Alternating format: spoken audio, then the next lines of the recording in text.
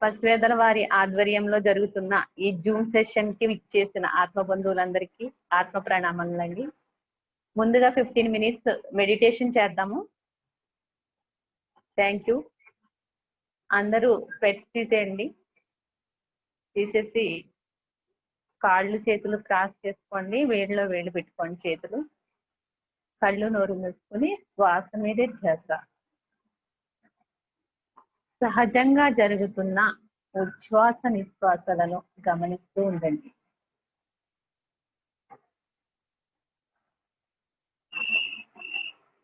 ఏ మంత్ర జపము చేయనవసరం లేదు, ఏ నామస్మరణ అవసరం లేదు.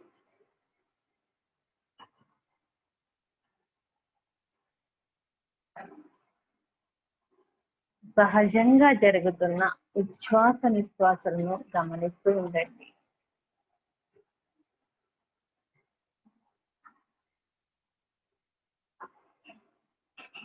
నాలోన శివుడు కలడు, నీలోన శివుడు గలడు. నాలోన శివుడు గలడు, నీలోన శివుడు గలడు. నాలోన గల శివుడు నీలోన గల శివుడు లోకములేలగలడు. కోరితే శోకము బాపగలడు. నాలోన శివుడు గలడు, నీలోన శివుడు గలడు. నాలోన గల శివుడు నీలోన గల శివుడు లోకములేలగలడు. కోరితే శోకము బాపగలడు. గంగపైకెత్తగలడు, పాపులను తుంగలో తొక్కగలడు. గంగపైకెత్తగలడు, పాపులను తుంగలో తొక్కగలడు. కొండపై ఉండగలడు, వరమిచ్చి గుండెలో పండగలడు. కొండపై ఉండగలడు, వరమిచ్చి గుండెలో పండగలడు. నాలోన శివుడు గలడు, నీలోన శివుడు గలడు. నాలోన గల శివుడు నీలోన గల శివుడు ఒక కన్ను తెరువగలడు. వద్దంటే రెంటిని మూయగలడు. ఒక కన్ను తెరువగలడు, వద్దంటే రెంటిని మూయగలడు. సగము పంచియగలడు, చిక్కతో అసలు తుంచెయ్యగలడు. సగము పంచియగలడు, చిక్కతో అసలు తుంచెయ్యగలడు. నాలోన శివుడు గలడు, నీలోన శివుడు గలడు. నాలోన గల శివుడు నీలోన గల శివుడు లోకములేలగలడు. కోరితే శోకము బాపగలడు. మనలోన కలువగలడు, దయతోటి తనలోన కలుపగలడు. మనలోన కలవగలడు, దయతోటి తనలోన కలుపగలడు. నాటకాలాడగలడు, తెరదించి మూట కట్టెయ్యగలడు. నాటకాలాడగలడు, తెరదించి మూట కట్టెయ్యగలడు. నాలోన శివుడు గలడు, నీలోన శివుడు గలడు. నాలోన గల శివుడు నీలోన గల శివుడు లోకములేలగలడు. కోరితే శోకము బాపగలడు. లోకములేలగలడు, కోరితే శోకమ్ము బాపగలడు. నాలోన శివుడు గలడు, నీలోన శివుడు గలడు, నాలోన శివుడు గలడు. శ్వాస నిరీక్షస.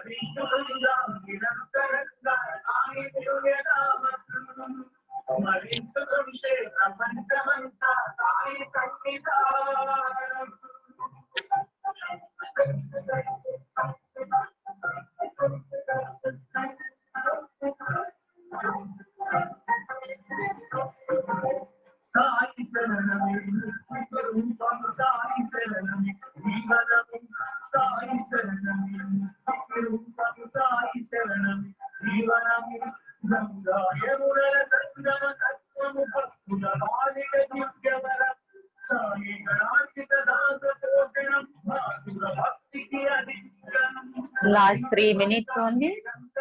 శ్వాస మీద చేస్తా.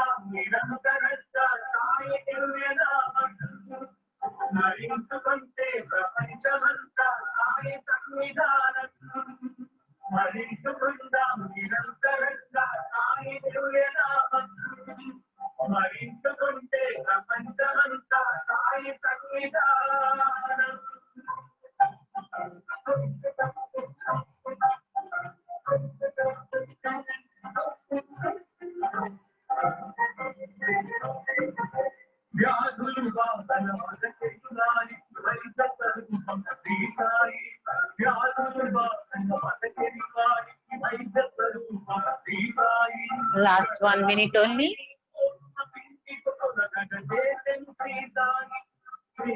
శ్వాస మీద చేస్తా.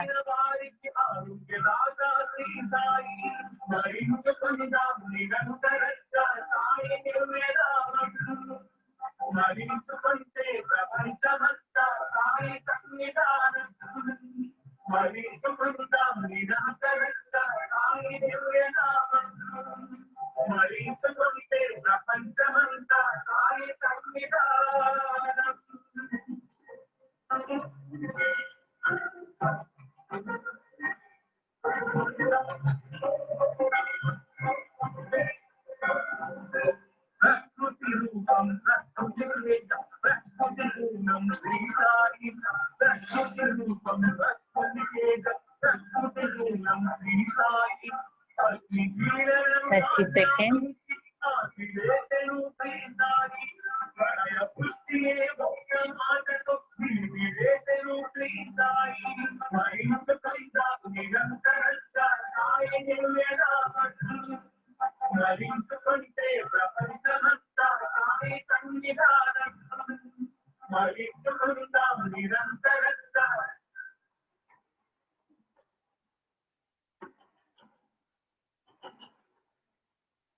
ఓకే మాస్టర్స్, నెమ్మదిగా చేతులు తీసి కళ్ళ మీద బోర్లించుకోండి.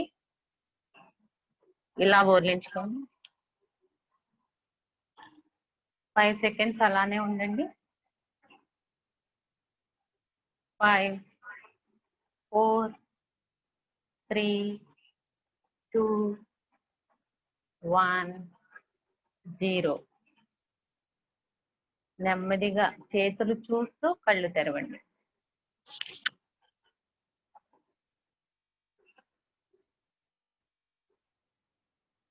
ధ్యానానికి క్లాస్ కొట్టుకుందామండి. పిరమిడ్ స్పిరిచువల్ సొసైటీస్ మార్గదర్శకంలో అద్భుతమైన జ్ఞాన విధానాన్ని, శ్వాస మీద ధ్యాస ధ్యాన విధానాన్ని మనకు అందించిన శ్రీ భగవాన్ బ్రహ్మర్షి పితామహ పత్రిజీ గారికి వేల వేల కృతజ్ఞతలు తెలియజేసుకుంటున్నామండి. అలాగే శ్రీ బ్రహ్మర్షి తటవర్తి వీరరాఘవరావు గారు, బ్రహ్మ విద్వన్మణి రాజలక్ష్మి మేడం గారి ఆశీస్సులతో ఈ ప్రోగ్రాం కండక్ట్ చేయడం జరుగుతుందండి. వారిద్దరికి కూడా కృతజ్ఞతలు తెలియజేసుకుంటున్నామండి. లోకాన్ సమస్తాన్ సుఖినో భవంతు అని లోకంలో ఉన్న సమస్త జీవులు సుఖంగా ఉండాలని ఈ యజ్ఞాన్ని స్టార్ట్ చేసామండి మేము. ఈ రోజు జ్ఞానదాత శ్రీ తాళ్ళూరి సత్యనారాయణ గారు పసివెదలండి. ఈయన భగవద్గీతలో పిహెచ్డి చేశారు. ముఖ్యంగా మాకు 2009లో ధ్యానాన్ని ఈ మాస్టర్ ద్వారానే మేము, ఈ గురువు గారి ద్వారానే మేము తెలుసుకున్నామండి ఈ శ్వాస మీద ధ్యాస ధ్యాన విధానాన్ని. ఈ రోజు టాపిక్ ఏంటంటే Uttara Gita. Sir welcome sir. ఈ రోజు జూమ్ సెషన్ ని స్టార్ట్ చేయవలసిందిగా కోరుతున్నాం. Thank you sir. Over to sir. Sir mic unmute చేసుకొని మాట్లాడండి సార్.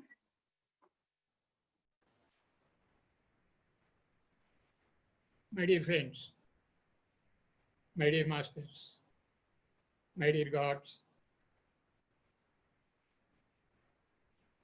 ఈ కార్యక్రమం ప్రారంభించే ముందు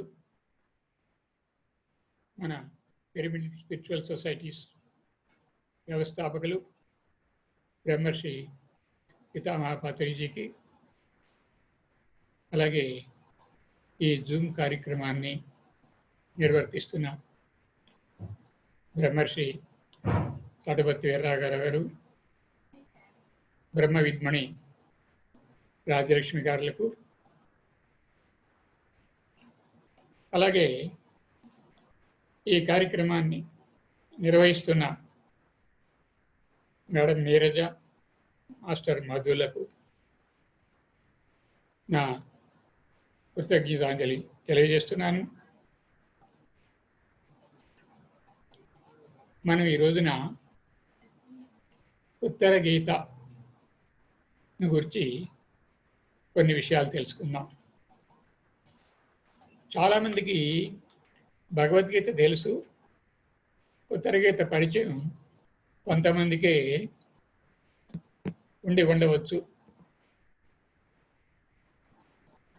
భగవద్గీత పార్ట్ 1 అయితే ఉత్తర గీత పార్ట్ 2.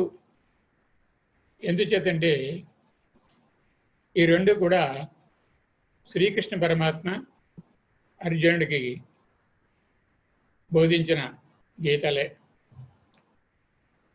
ఈ రెండిటికి ముందు కొంచెం కంపారిజన్ తెలుసుకుందాం.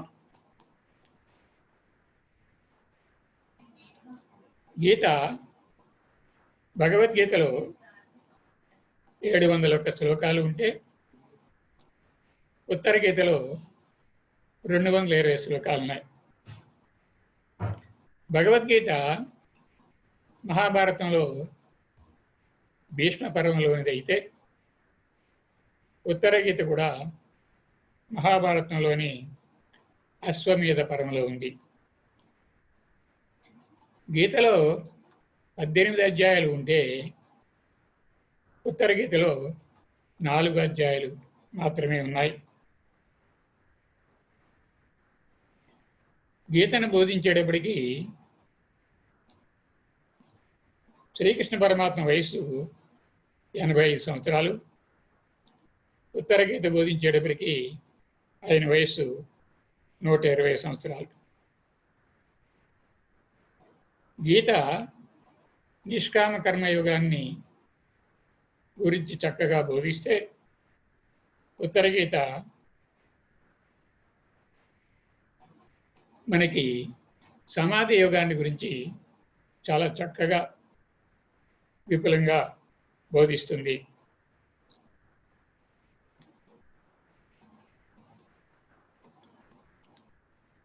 గీత బోధించేసరికి అర్జునుడు అజ్ఞాని.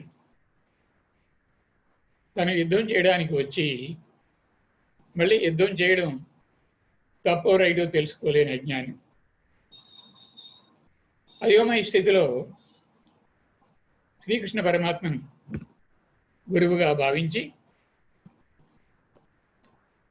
నేను నీ శిష్యుడిగా ఉండడానికి అంగీకరిస్తున్నాను, నాకు ఏమి చెయ్యాలో ఏమి చేయకూడదో తెలియడం లేదు, అంచేత నాకు కర్తవ్యాన్ని బోధించమని ప్రశ్నించాడు.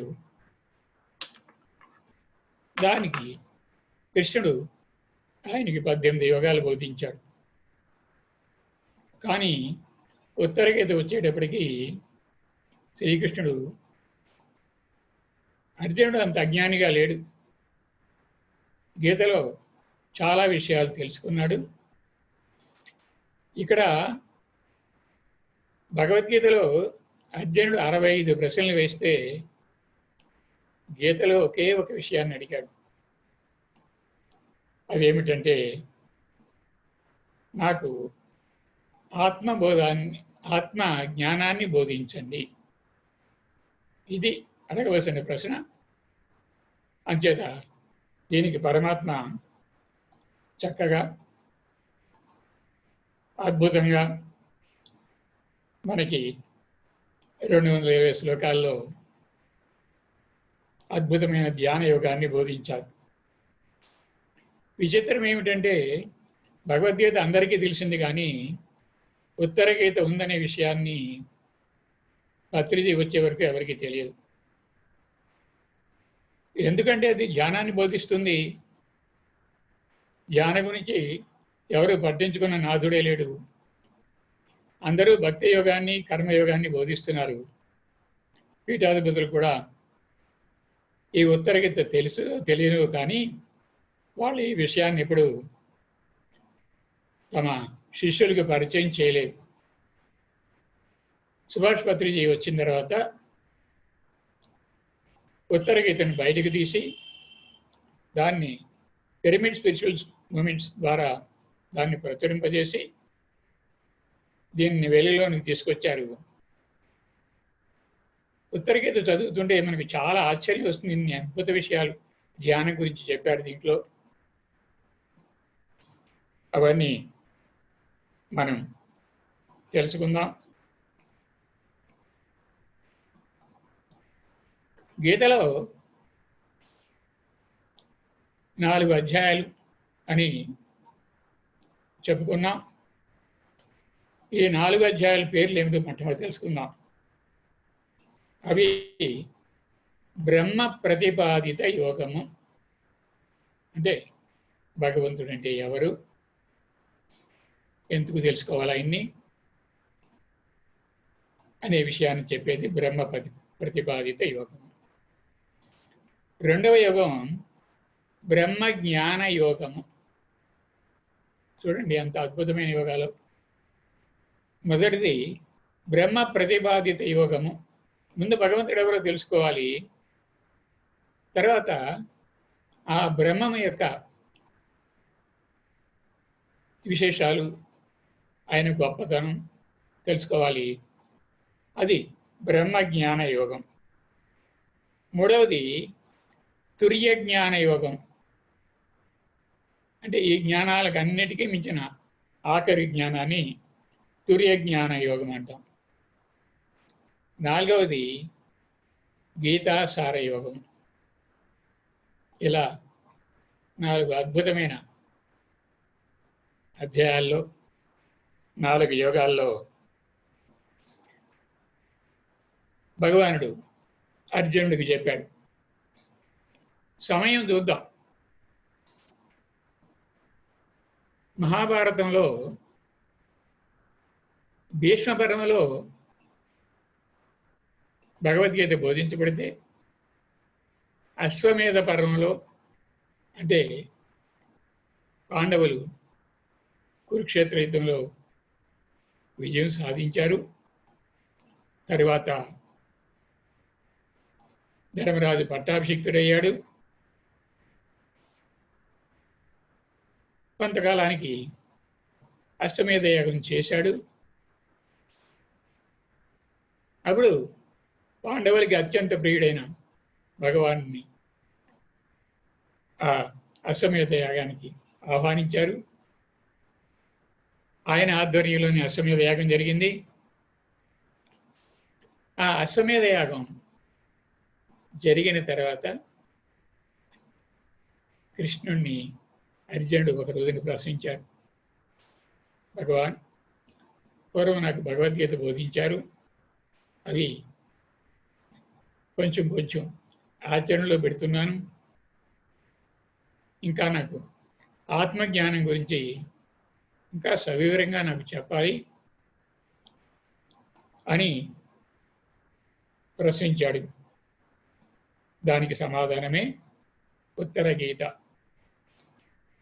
ఒక సినిమాలో 2 సెషన్స్, ఇంటర్వెల్కి ముందు, ఇంటర్వెల్ తర్వాత ఎలా ఉంటాయో, భగవద్గీతలో 2 సెషన్స్. యుద్ధానికి ముందు, తర్వాత యుద్ధం అయిపోయిన తర్వాత భగవద్గీతను అర్జునుడికి బోధించిన 2 అద్భుత అంశాలు మనం చూస్తాం. ఇప్పుడు ఈ ఒక్కొక్క యోగంలో, ఈ 4 యోగాల్లో ఒక్కొక్క యోగంలో ఏ విషయాలు మనని భగవానుడు అర్జునుడికి బోధించాడు తెలుసుకుందాం. మొట్టమొదటిది బ్రహ్మ ప్రతిపాదిత యోగం. ఈ యోగంలో ధ్యాన సాధన చేసేటప్పుడు అసలు శ్వాసకు మనసుకు ఉన్న సంబంధం ఏమిటి అనే విషయాన్ని కూలంకషంగా చర్చిస్తారు. మనం ధ్యానం చేసేటప్పుడు మనసుని కంట్రోల్ చేసుకుని, మనసులో ఆలోచన లేకుండా నిర్విషయం చేసేసుకుని చేయాలి. అంటే ఈ ధ్యానంలో మనకి ఏమవుతుందంటే, మనసును ఖాళీ చేసుకుంటే తప్ప, మనసులో ఉన్న ఆలోచనలు పూర్తిగా తొలగిస్తే తప్ప మనం ఆత్మతో సంబంధం ఏర్పరచుకోలేము, శ్వాసను గమనించలేము. తర్వాత ధ్యానం చేసే విధానం, ధ్యానం ఎలా చేయాలి, సమాధి స్థితి అంటే ఏమిటి, సమాధి స్థితి యొక్క లక్షణాలు ఏమిటి, జీవాత్మ పరమాత్మలు రెండు ఒకటే, ఎలాగ ఒకటే అనే విషయాల్ని బ్రహ్మ ప్రతిపాదిత యోగంలో ముఖ్యంగా భగవానుడు మనకి బోధించాడు.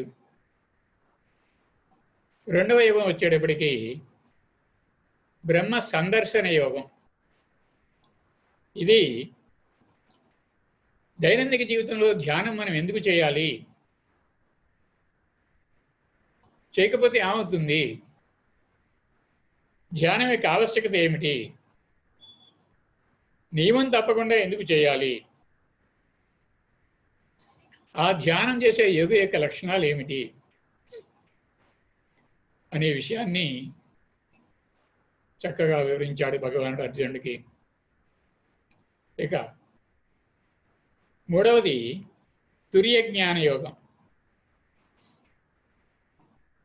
దీంట్లో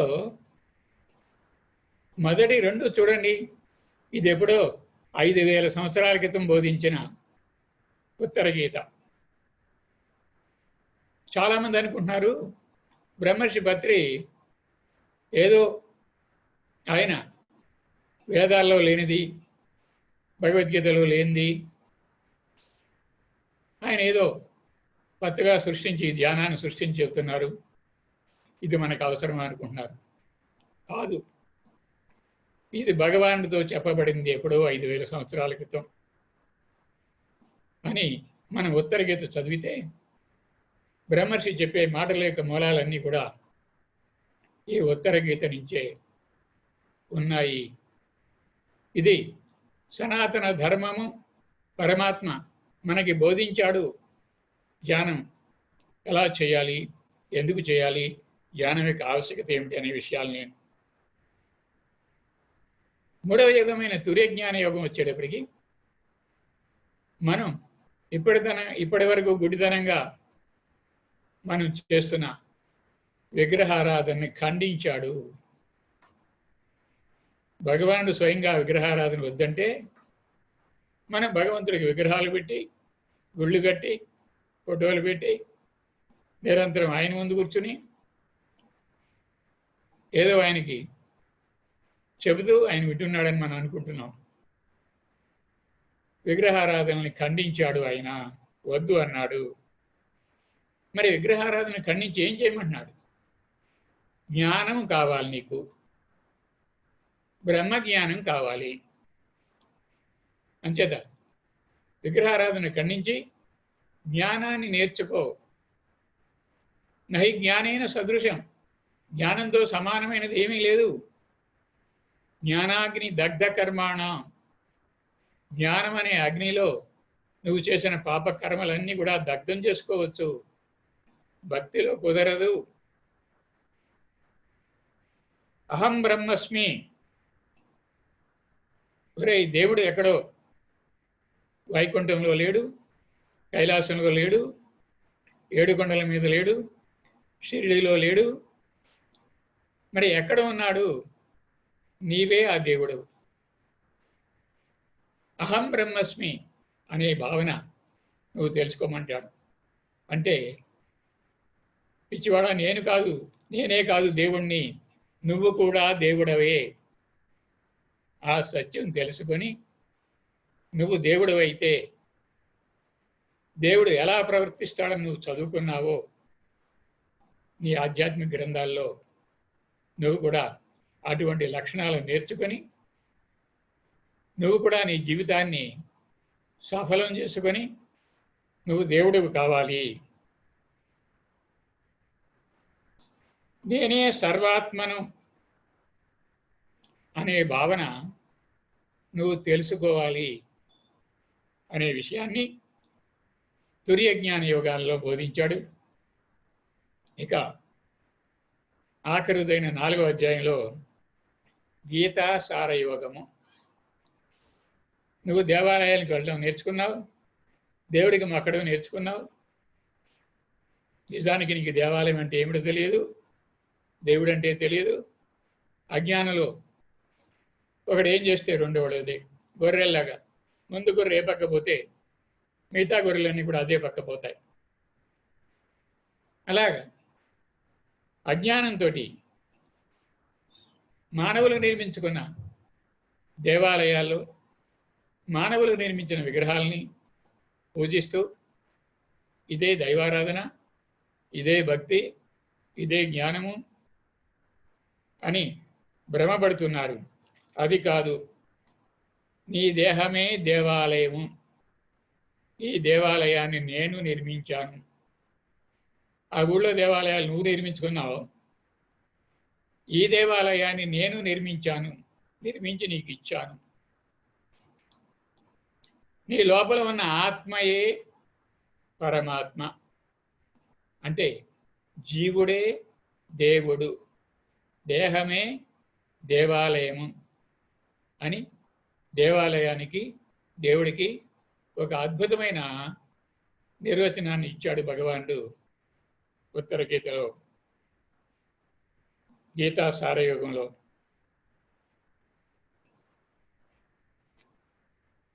ఇది ధ్యానము.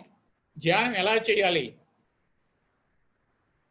అహం బ్రహ్మస్మి, నేనే దేవుడను. భగవద్గీతలో ఎన్నోసార్లు చెప్పాడు, మమాత్మ సర్వభూతానా. నేను సకల ప్రాణికోట్ల యందు కూడా ఆత్మరూపంలో నేను ఉన్నాను.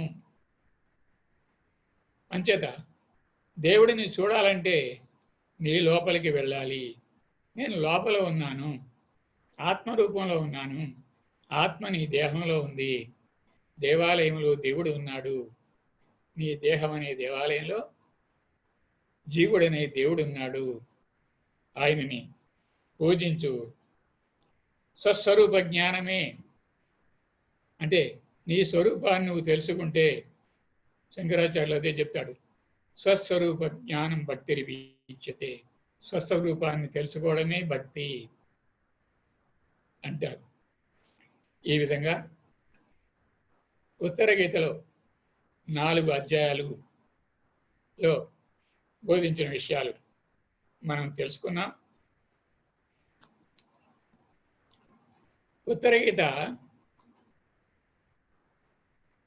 భగవానుడు ధ్యానము, ధ్యానము ద్వారా జ్ఞానము, జ్ఞానము ద్వారా కర్మ ప్రక్షాళనం,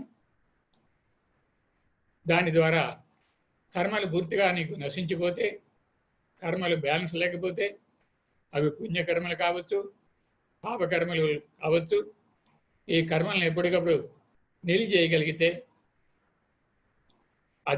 అప్పుడే నీకు మోక్షము. అప్పుడు ఇక మళ్ళా నువ్వు జన్మించవలసిన పని లేదు. పుణ్యకర్మలు ఉన్నా అవి అనుభవించడానికి జన్మించాలి, పాపకర్మలు ఉన్నా అవి అనుభవించడానికి జన్మించాలి. అంచేత నువ్వు పుణ్యము కోరి జన్మను కోరి తెచ్చుకుంటున్నావు. పుణ్యముతో పాటు పాపాన్ని కూడా వదిలే, రెండు కూడా భగవంతుడికి సమర్పించు. రెండు కర్మలు, పుణ్యకర్మ చేస్తూ ఉండు, పాపకర్మలకు దూరంగా ఉండు. పాపకర్మలు నీకు తెలియకుండా ఉంటే నీకు చేస్తున్న కర్మ, పాపకర్మ పుణ్యకర్మ ఒక్కసారి నీకు తెలియదు. అటువంటిప్పుడు ఆయన చెప్పిన ఒక ఉపాయం ఏంటంటే, సర్వకర్మలను కూడా నిష్కామ కర్మగా చేయి. అంటే ఏ కోరికలు లేకుండా కర్మ చేయడమే నీ పని. కర్మ ఫలితాన్ని ఆశించకుండా చెయ్యాలి. కర్మణ్యేవాధికారస్తే మా ఫలేషు కదాచన అని గీతలో మనకి చెప్పాడు కదా భగవానుడు. కర్మ చేయడానికే నీకు అధికారం ఉంది, కానీ కర్మ ఫలితాలు ఆశించడానికి వీలు లేదు. భగవానుడు ఏమిస్తే దాన్ని సంతోషంగా స్వీకరించవలసిందే.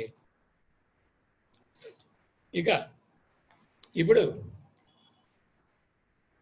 ఉత్తరగీత మనం కొంచెం డీటెయిల్గా చూద్దాం.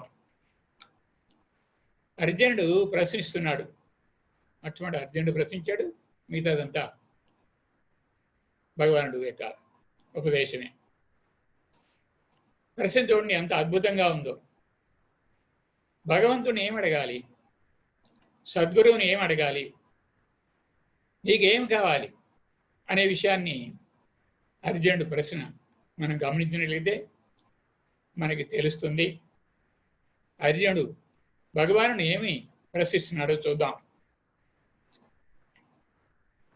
ఏ విధమైన భేదములు లేనిది,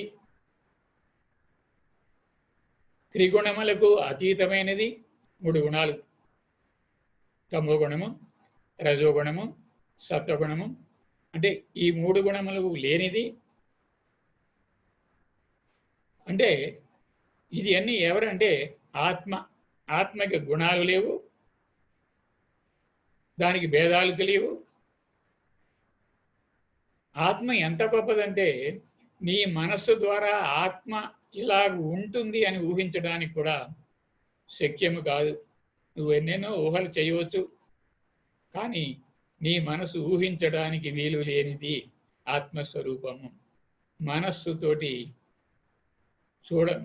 ఊహించనిది, మాటలతో వ్యక్తము చేయనిది. ఈ మనస్సు, ఈ మాటలు కూడా ఈ ప్రపంచ వ్యవహారాలు తెలుసుకోవడానికి, మనం వ్యక్తం చేయడానికి ఉన్నాయి తప్ప ఆత్మను గురించి, ఆత్మతో మాట్లాడడానికి ఈ నోరు లేదు. ఈ నోటితో మాట్లాడిన ఆత్మకు వినపడదు. ఈ మనసు ద్వారా ఆలోచించడానికి వీలుపడదు. అసలు ఆత్మ ఉన్నది అని ఏ ప్రమాణంతో కూడా నువ్వు నిరూపించలేవు. అంటే దీనికి ప్రమాణం లేదు. దేవుడు ఉన్నాడు, ఆత్మ ఉన్నదని చూపించడానికి నీకు ప్రమాణములు ఏవీ లేదు. జన్మ మరణములకు అతీతమైనది ఈ ఆత్మ. ఎటువంటిది? జనన మరణములు లేనిది. భగవానుడు ఎవరు? జన్మ మరణములు లేనివాడు. అలాగే నీ ఆత్మ కూడా జన్మ మరణము లేనిది. అంటే నీ ఆత్మ కూడా పరమాత్మతో సమానము. దీనికి ఏమి లేవు, బంధము లేదు, మోక్షము లేదు. దీనికి మోక్షం లేదా అంటే మోక్షం ఎందుకు? అది సదా మోక్ష స్థితిలో ఉంటే. భగవద్గీతలో 18వ యోగం అంతా చెప్పి అంటాడు, మోక్ష సన్యాస యోగం. మోక్షాన్ని కూడా సన్యసిద్దాం. మనం మోక్షం కూడా కావాలని అడగవద్దు. ఎందుకంటే నేను భగవానుణ్ణి, నేను ఆత్మను, నేను సదా మోక్ష స్థితిలో ఉంటే ఇంకేం అడుగుతాను నేను? నాకు మోక్షం ఎందుకు? నేను ఆ స్థితిలోనే ఉన్నాను. నాకు కడుపు నిండింది, నాకు ఆహారం ఎందుకు? నిరంతరము నేను మోక్షస్థితిలో ఉన్నాను. నువ్వు ఆత్మస్థితిలో ఉంటే మోక్షస్థితిలో ఉన్నట్టే లెక్క. అంచేత మోక్షము లేనిది, సర్వానికి కారణమైనది, ఈ సృష్టిలో ఏమి జరుగుతున్నా దానికి కారణం బ్రహ్మము. జ్ఞానమే స్వరూపముగా కలిగింది. బ్రహ్మదేవ పరమాత్మ యొక్క స్వరూపం ఏమిటంటే సత్యము, జ్ఞానము, ఆనందం. ఆ పరమాత్మ స్వరూపమైన ఆత్మతో నువ్వు కలిసి ఉంటే ఆ 3 గుణాలు నీకు వచ్చేస్తాయి. నీ నోటేమిటి ఎప్పుడు అసత్యం అనేది రాదు, నీకు అజ్ఞానం అనేది ఉండదు, నీకు దుఃఖం అనేది ఉండదు. ఈ అజ్ఞానం ఎవరికి ఉంది? ఈ అబద్ధాలు ఎవరివి? ఈ అబద్ధాలు ఎవరు మాట్లాడుతున్నారు? ఎందుకు మాట్లాడుతున్నారంటే ఈ దేహం కొరకు. అజ్ఞానము దేహానిది, ఆత్మది కాదు. దుఃఖము దేహానిది, కోరికలు దేహానివి, నీకు కావలసినవన్నీ దేహానికే, అది నీవు కాదు. మరి ఇంకెందుకు అడుగుతున్నావు? ఇంకెందుకు వాటిని కోరుకుంటున్నావు? నీది కాని దుఃఖం వస్తే నేను నష్టం ఏమిటి? సుఖం వస్తే నష్టం ఏమిటి? రెండు ఒకటే. అది నువ్వు కాదు కదా. సుఖం వచ్చినా ఏం ఉపయోగం లేదు, దుఃఖం వచ్చినా అంతే. అంచేత జ్ఞానమే స్వరూపముగా గలది, ఆనంద రూపమైనది. అది తెలుసుకున్న వెంటనే నీకు బంధాన్ని నుంచి విముక్తుడైపోతావు. అటువంటిది తెలిసిన వెంటనే నీకు ముక్తి లభించేది. అటువంటి ఆత్మజ్ఞానాన్ని నాకు బోధించు భగవాన్ అని 3 శ్లోకాల్లో భగవానుణ్ణి అర్జునుడు ఆత్మజ్ఞానాన్ని బోధించమని అడిగాడు. అప్పుడు చెప్తున్నాడు భగవానుడు, నాయనా, శాస్త్రాలు అనంతంగా ఉన్నాయి,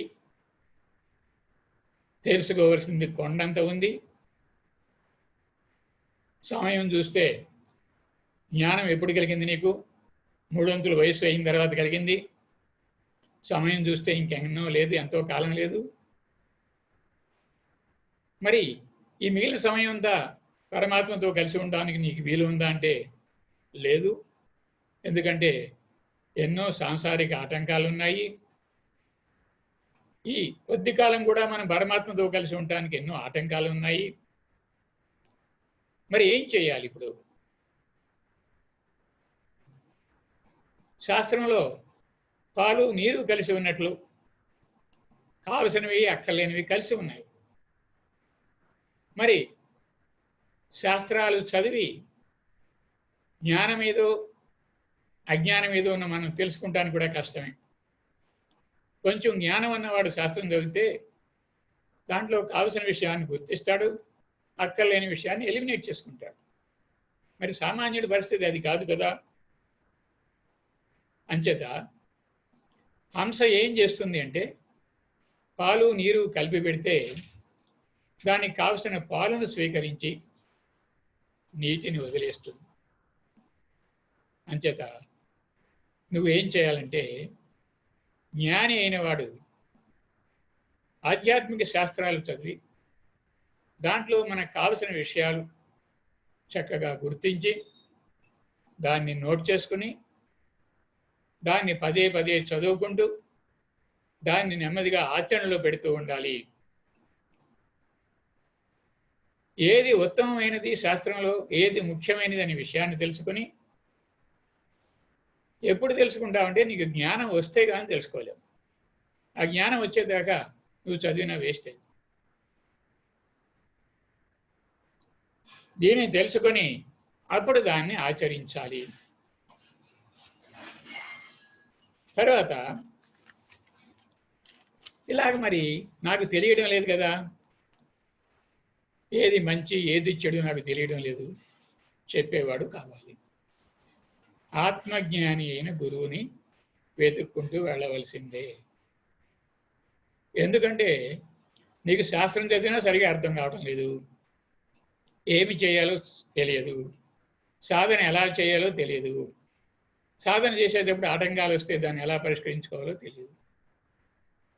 వీటిలన్నింటినీ పరిష్కరించి నీ మార్గంలో ఉన్న అడ్డంకులన్నీ తొలగించి నీకు సహాయపడే ఆత్మజ్ఞాని అయిన సద్గురువుని కోసం వెతుకులాడాలి. మామూలు స్కూల్ పుస్తకాలు పిల్లలు నేర్చుకోవడానికి స్కూల్కి వెళ్ళి ఒక గురువుని ఆశ్రయిస్తే కానీ వాళ్ళకి ఆ పుస్తకంలో ఏముందో సరిగా అర్థం కావడం లేదు. మరి ఆధ్యాత్మిక శాస్త్రాలు ఇవి. ఆధ్యాత్మిక శాస్త్రం చదివినా నీకు అర్థం కాదు, ఒకదాని కూడా అర్థం చేసుకుంటావు. ఆత్మజ్ఞాని అయిన గురువు దగ్గరికి చేరుకొని ఆయనకి సాష్టాంగ నమస్కారం చేసి వినయ విధేయతలతో ఆయన వద్ద నిలబడి ఆయన చెప్పే విషయాలు గ్రహించి నీకు దాంట్లో ఏ విషయాలన్నా తెలియనప్పుడు దానిని గురువు గారికి ఖాళీగా ఉన్నప్పుడు, అయ్యా మీరు చెప్పిన విషయాలు ఈ విషయాలు నాకు తెలిసినాయి, ఇక్కడ ఈ విషయం నాకు సరిగా తెలియట్లేదు, ఈ విషయాన్ని నాకు తెలిసేలా మరొకసారి బోధించండి అని నువ్వు అడిగితే ఆ ఆత్మజ్ఞాని అయిన గురువు చక్కగా నీకు అర్థమయ్యేలాగా ఆ విషయాలన్నీ మరొకసారి విపులంగా నీకు చెప్తాడు.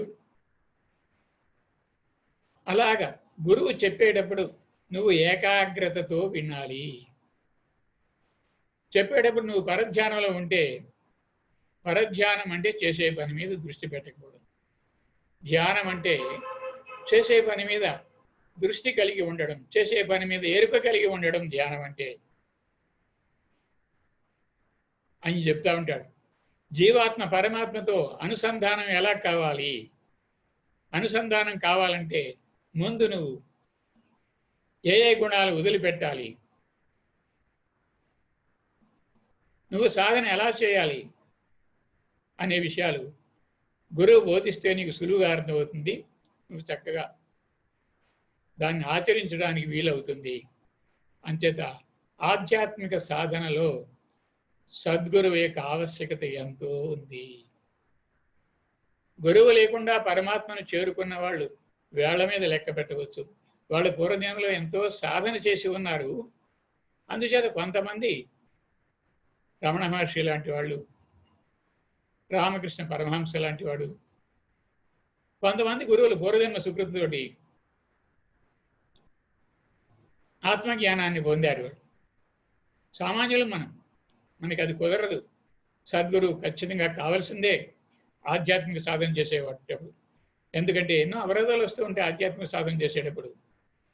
ఏవో కొన్ని అనుభవాలు వచ్చేటప్పటికి నాకు అన్నీ తెలిసిపోయినాయి అనుకుంటాను. గురువు అంటాడు, ఇంకా నువ్వు ఏబిసిడీలోనే ఉన్నావు, ఇంకా నేర్చుకోవాలి, ఇంకా ముందుకు వెళ్ళాలి, సమాధి స్థితికి వెళ్ళాలి, ఆత్మ మీద దృష్టి పెట్టి ఆత్మతో కలిసి ఉండడం నేర్చుకోవాలి, నువ్వు పని చేస్తున్నప్పుడు కూడా ఆత్మతో ఎలా ఉండాలి, నీ కార్యక్రమాలు నిర్వర్తిస్తూ ఆత్మతో ఎలా నువ్వు కలిసి జీవించాలి అనే విషయాల్ని సద్గురువు చెప్తాడు. అంచేత ఈ ఆత్మజ్ఞానం నేర్చుకునేటప్పుడు, ఆత్మ జ్ఞానం కావాలనుకునే అందరూ కూడా సద్గురువు యొక్క సహాయం తీసుకోవాల్సిందే. మన పూర్వజన్మ సుకృతం వల్ల మనకి బ్రహ్మర్షి పితామహ పత్రిజీ దొరికారు. ఆయన మన భారతీయ తత్వశాస్త్రాన్ని కాకుండా ప్రపంచంలోని అన్ని ఆధ్యాత్మిక గ్రంథాలు చదివి చక్కగా ఆపోసన బట్టి దాన్ని మనకి అలతి పదాలతోటి బ్రహ్మర్షి భర్తృజీ చెప్తుంటే ఎంత సులభంగా బోధిస్తారో. అసలు ప్రతి ఉపన్యాసకుడు ఇలాగ మనం మాట్లాడాలి, ఇంత చిన్ని మాటలతోటి ఎదురువాడికి చక్కగా అర్థమయ్యేలా మాట్లాడాలి అనే విషయాన్ని ఆ గురువు దగ్గర నుంచి మనం నేర్చుకోవాలి. తర్వాత చెప్తున్నాడు,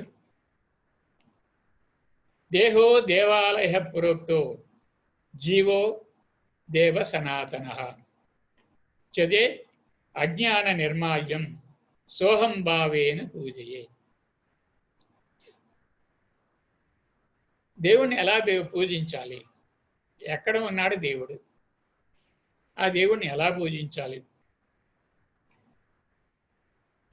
దేవాలయంలో ఉంటాడు దేవుడు, అది మనకి తెలుసు. దేహం అనే దేవాలయంలో జీవుడు అనే దేవుడు ఉన్నాడు. ఆ దేవుణ్ణి పూజించే ముందు పూజకి కొన్ని షరతులు ఉన్నాయి. స్నానం చేయాలి, పువ్వులు తెచ్చుకోవాలి, పూజా ద్రవ్యాలు అక్కడ పెట్టుకోవాలి, ప్రసాదం తెచ్చుకోవాలి, ఆయన గురించి ఏదైనా చదువుకోవాలనుకుంటే అక్కడ పుస్తకం పెట్టుకు తెచ్చుకోవాలి. అక్కడికి కొన్ని నియమాలు ఉన్నాయి కదా. అలాగే ఇక్కడ నియమాలు ఏమన్నా ఉన్నాయా? ఇక్కడ నియమం ఏంటంటే అజ్ఞానాన్ని వదిలించుకొని, అజ్ఞానం ఉండగా నీకు జ్ఞానము రాదు. అజ్ఞానాన్ని వదిలించుకోవాలి, మలినము తొలగించుకోవాలి, మలాన్ని తీసివేయాలి. స్నానం అంటే మలాన్ని తొలగించడం. అంచేదా అజ్ఞానం అనే మలినాన్ని తొలగించుకొని సోహం అనే భావనతోటి మనం ధ్యానం చేస్తుంటే మీరు గమనించారో లేదో, ఊపిరి పీల్చుకునేటప్పుడు సో అని గాలి పీల్చేటప్పుడు ఒక శబ్దం వస్తుంది, మీరు గమనించండి. ఆ శబ్దం పేరు సో. గాలి వదిలేటప్పుడు మరొక శబ్దం వస్తుంది, ఆ శబ్దం పేరు సోహం. అంటే అది ఏ నేను. అది ఏ నేను ఎవరి కోసం ప్రయత్నిస్తున్నానో, నేను పరమాత్మ కోసం ప్రయత్నిస్తున్నాను కదా, ధ్యానం చేస్తున్నాను కదా పరమాత్మ కోసం, పరమాత్మను పొందడానికి. ఆ ధ్యానం చేసేటప్పుడు పత్రిజీ అంటారు శ్వాసను గమనించమన్నారు. చాలామంది మూర్ఖులు శ్వాసను గమనిస్తే ఏమొస్తుంది, శ్వాసను గమనిస్తే భగవంతుడు ఎట్లా తెలుస్తాడు అంటే ముక్కులోని గాలి ముక్తికి దారి అని ఒక చిన్న సింపుల్గా అన్నమయ్య మనకి చెప్పొచ్చాడు. అంచేత నువ్వు గాలి పీలుస్తున్నప్పుడే ఆ గాలి చెప్తుంది, ఆ శ్వాసే నీ గురువు అని చెప్తున్నాడు కదా మన పత్రిజీ.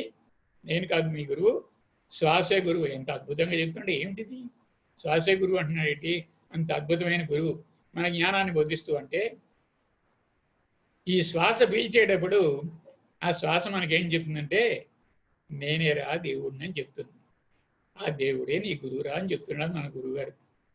ఎంత అద్భుతంగా! ప్రపంచంలో ఎవ్వరూ చెప్పలేదండి ఈ విషయాన్ని, శ్వాసే గురువు అనే విషయాన్ని.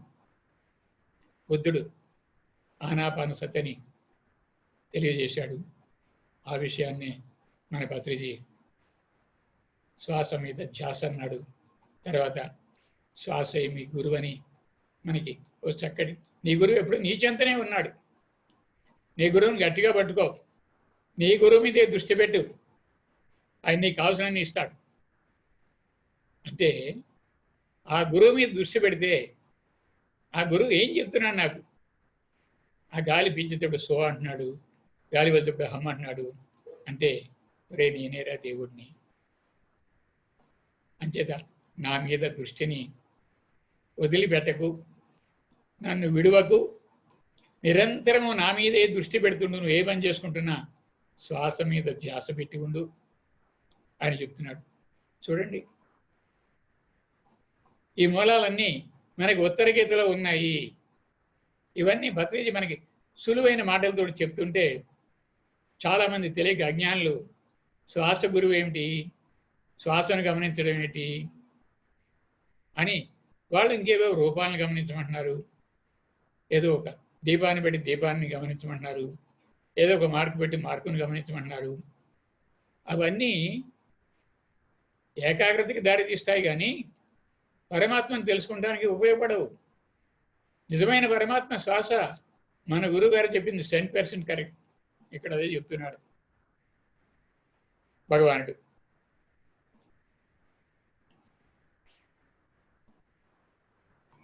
నువ్వు శ్వాస మీద ధ్యాస పెట్టడం మానేసి దేవుడి కోసం దేవాలయాల చుట్టూ తిరుగుతూ, కొండలు ఎక్కుతూ దిగుతూ నానాయాతనలు పడుతున్నావు, ఇది తప్పు అని ఒక అద్భుతమైన శ్లోకంతో ఉత్తర గీతలో మనకి పరమాత్మ చెప్తున్నాడు. ఆ శ్లోకం ఏంటో చూద్దాం. బహిర్భ్రామ్యతి యః కచ్చిత్ త్యక్త్వా దేహమీశ్వరం స్వగృహే పాయసం త్యక్త్వా భిక్షామటతి దుర్మతి. దేవుడి కోసం భగవంతుడు నీ లోపల ఉంటే దేవుడి కోసం పిచ్చివాళ్ళగా నువ్వు దేవాలయాల చుట్టూ కొండల చుట్టూ తిరుగుతున్నా చూడా, బయట తిరుగుతున్నా చూడ దేవుడి కోసం. బహిర్భ్రామ్యతి యః కచ్చిత్ త్యక్త్వా, దీన్ని వదిలిపెట్టు. ఎందుకంటే దేవుడు అక్కడ లేడు. నిజమైన దేవుడు దేహమీశ్వరం, నీ దేహంలోనే ఉన్నాడు దేవుడు. తన దేహంలో దేవుడు ఉన్నాడనే విషయం తెలుసుకోలేక బయట ఎక్కడో ఉన్నాడని దేవుడిని వెతుకులాడేవాడు ఎటువంటి వాడంటే, ఒక అద్భుతమైన ఉదాహరణ చెప్తున్నాడు భగవానుడు. చూడండి అది ఏంటో. స్వగృహే పాయసం త్యక్త్వా భిక్షామటతి దుర్మతి. స్వగృహే పాయసం త్యక్త్వా, త్యక్త్వా అంటే వదిలిపెట్టి, ఇంట్లో పాయసాన్ని వదిలిపెట్టి, స్వగృహే పాయసం త్యక్త్వా భిక్షామటతి దుర్మతి. నాకు ఆకలి వేస్తుంది, ఎవరైనా నాకు కొంచెం ఏదైనా పెడతారా అని ఇంటిలో ఉన్న పాయసాన్ని వదిలిపెట్టి బయట ఉన్న ఇళ్ళకి వెళ్ళి వాళ్ళ తలుపు తట్టి, నాకు ఆకలిగా ఉంది, నాకు ఏదైనా పెడతారని చెయ్యి చాపే మూర్ఖుడు లాంటి వాడు.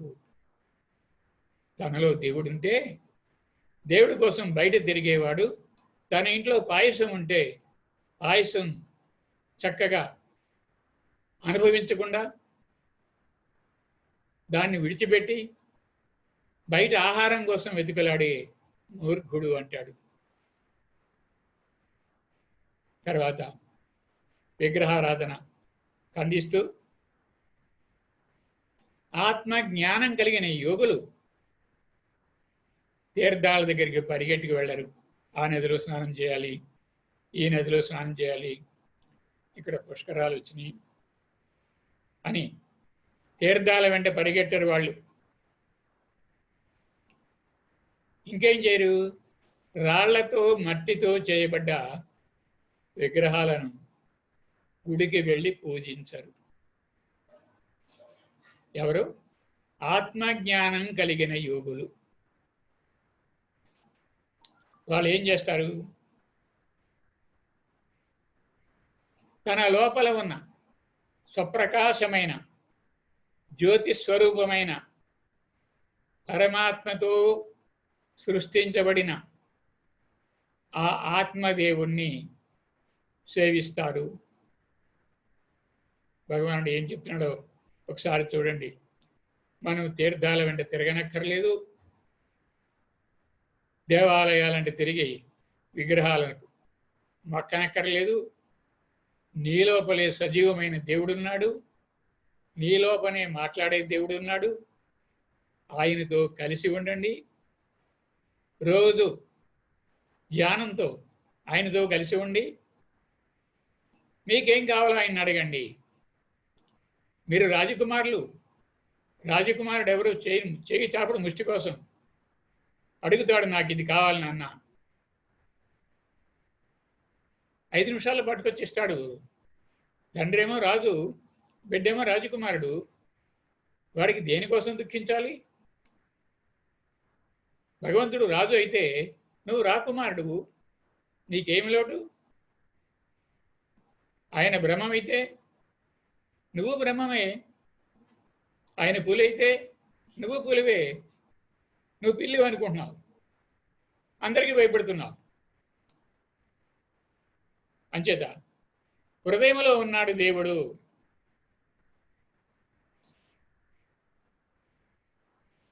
మనం 3 వర్ణాలను చూస్తాం, బ్రాహ్మణ, క్షత్రియ, వైశ్య. వీళ్ళ ముగ్గురు యజ్ఞోపవీతం వేసుకుంటారు. వీళ్ళ ముగ్గురు కూడా ఈ 3 వర్ణాలు బ్రాహ్మణ, క్షత్రియ, వైశ్య ప్రతిరోజు అగ్నిహోత్రం చెయ్యాలి అంటే పూజ చెయ్యాలి, దీపారాధన చెయ్యాలి. ఇది బ్రాహ్మణ క్షత్రియ వైశ్యులు ప్రతిరోజు దీపాలు పెట్టి దేవుడికి నమస్కారం పెట్టుకుంటూ ఉంటారు. కానీ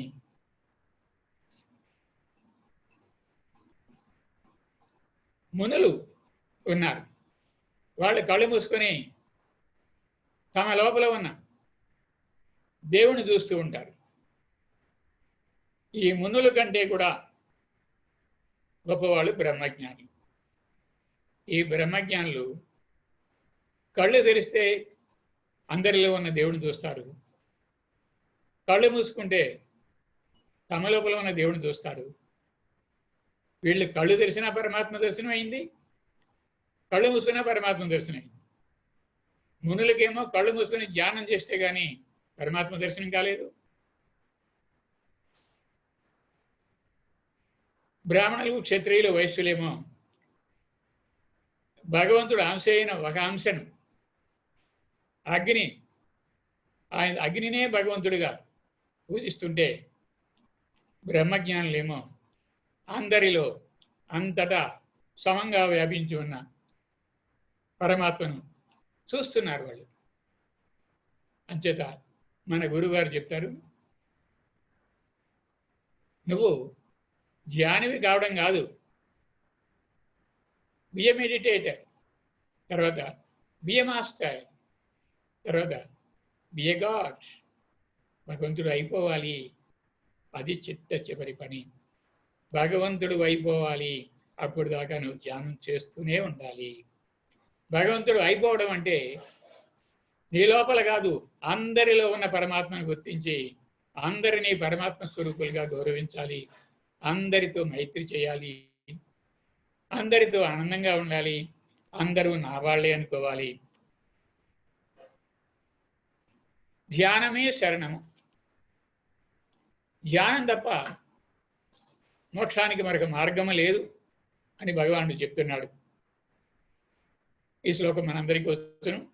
పూజాకోటి సమం స్తోత్రం, స్తోత్రకోటి సమో జప, జపకోటి సమో ధ్యానం, ధ్యానకోటి సమోలయ. పూజలు చేస్తున్నాం, కోటి పూజలు.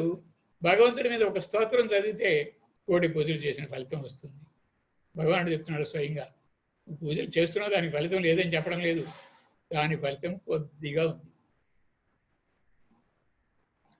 నువ్వు పూజలకి ఎంత సమయం కేటాయించావో అంతే సమయాన్ని ధ్యానానికి కేటాయించు, దాని ఫలితం అద్భుతంగా ఉంటుంది. 1000 రూపాయలకి ఒక కాసు బంగారం, ఒక కాసు వెండి ఇస్తానంటే నీకు ఏది కావాలంటే బంగారం కోరుకుంటావు.